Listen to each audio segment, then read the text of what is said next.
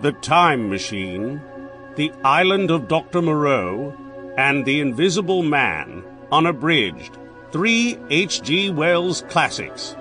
Written by H.G. Wells. Narrated by Kevin Theis. Book number 1, The Time Machine.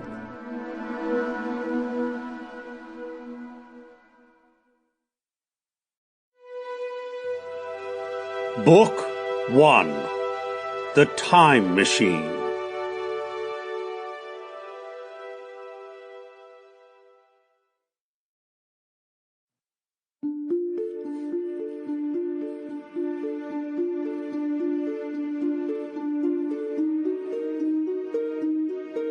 The Time Machine by H.G. Wells. Part 1. Introduction. The time traveller, for so it will be convenient to speak of him, was expounding a recondite matter to us. His pale grey eyes shone and twinkled, and his usually pale face was flushed and animated. The fire burnt brightly, and the soft radiance of the incandescent lights in the lilies of silver caught the bubbles that flashed and passed in our glasses. Our chairs, being his patents, embraced and caressed us rather than submitted to be sat upon, and there was that luxurious after-dinner atmosphere when thought runs gracefully free of the trammels of precision. And he put it to us in this way, marking the points with a lean forefinger as we sat and lazily admired his earnestness over this new paradox, as we thought it, and his fecundity. You must follow me carefully.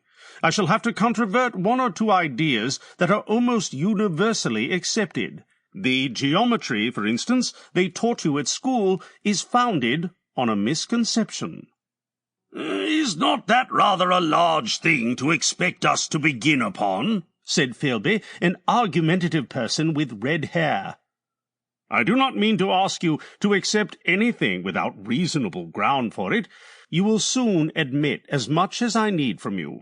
You know, of course, that a mathematical line, a line of thickness nil, has no real existence. They taught you that, Neither has a mathematical plane. These things are mere abstractions. That is all right, said the psychologist. Nor, having only length, breadth, and thickness, can a cube have a real existence. There I object, said Philby. Of course a solid body may exist, all real things, so most people think. But wait a moment, can an instantaneous cube exist? I don't follow you, said Philby. Can a cube that does not last for any time at all have a real existence? Philby became pensive. Clearly, the time traveller proceeded, any real body must have extension in 4 directions. It must have length, breadth, thickness, and duration. But, through a natural infirmity of the flesh, which I will explain to you in a moment, we incline to overlook this fact. There are really 4 dimensions, 3 of which we call the 3 planes of space, and a 4th, time. There is, however, a tendency to draw an unreal distinction between the former 3 dimensions and the latter, because it happens that our consciousness moves intermittently in one direction along the latter from the beginning to the end of our lives.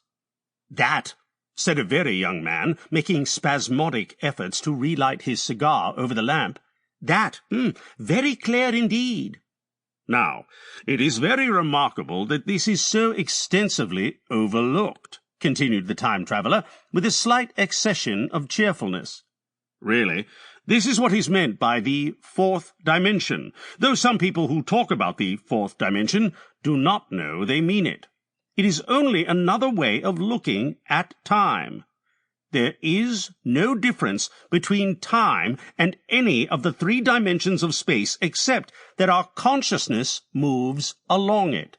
But some foolish people have got hold of the wrong side of that idea. You have all heard what they have to say about this 4th dimension? I have not. Sample complete. Ready to continue?